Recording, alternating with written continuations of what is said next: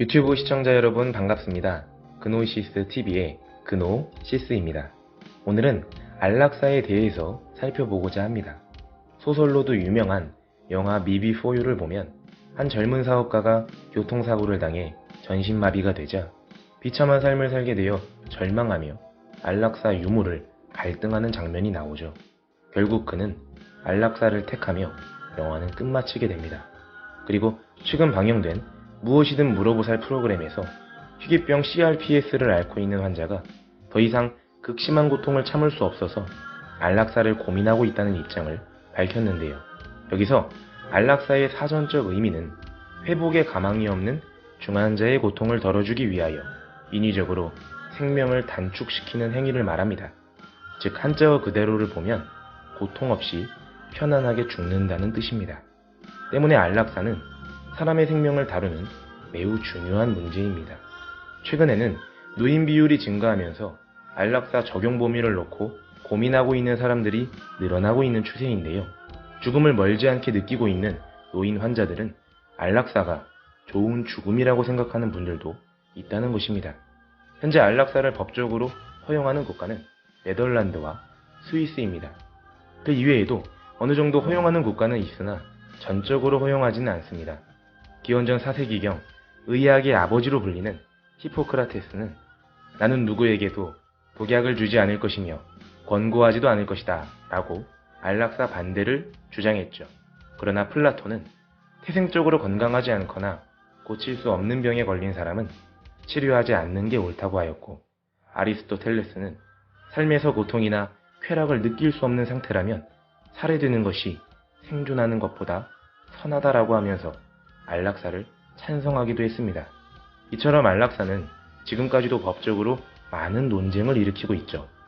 오늘날 안락사를 허용하고 있는 국가를 보면 4가지 조건을 명시합니다. 첫째는 환자의 견딜 수 없는 고통이 계속되고 죽음이 임박했으며 고통을 없앨 다른 수단이 없고 환자 본인이 명백히 안락사를 원할 경우에만 허용된다는 것입니다. 이 4가지 조건이 성립되면 소극적 안락사는 허용된다는 것인데요. 여기서 안락사는 그 방법에 따라 2가지로 나뉩니다. 적극적 안락사와 소극적 안락사.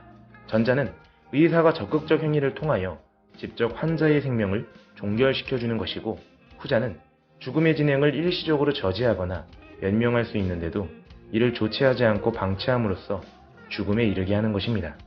여기서 안락사는 환자를 고통에서 해방시키는 것이 목적이고, 존엄사는 환자의 인간으로서의 존엄을 유지시키는 것을 목적으로 합니다. 즉 고통을 도저히 감당할 수 없어서 죽음을 원하는 경우는 안락사, 고통이 없지만 삶의 계속이 의미 없다고 생각하여 연명을 중단시켜달라고 하는 건 존엄사입니다. 자, 그럼 여기서 이 안락사는 자살일까요? 일반적으로 안락사라고 하는 경우에는 적극적 안락사를 의미합니다. 이는 명확한 동의의 의사 표시가 있는 경우에도 미국을 비롯해서 거의 모든 나라에서 위법이며 환자 이외의 타자가 개입하게 되면 범죄 행위가 됩니다. 즉 적극적 안락사의 행위는 절대로 일어나서는 안 되죠.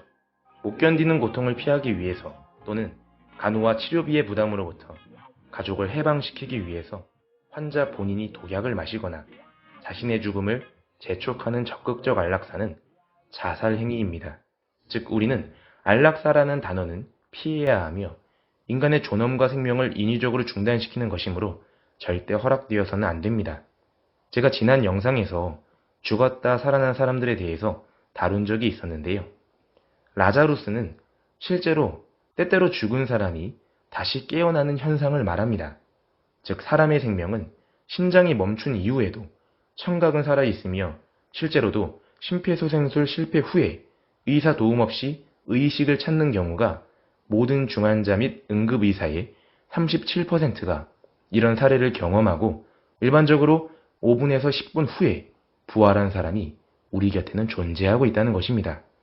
매장 직전에 깨어난 할머니, 생사의 갈림길에서 죽었다 살아난 아이. 영화와도 같은 믿을 수 없는 이야기지만 이런 기적과도 같은 일이 실제로 우리 곁에는 일어났습니다.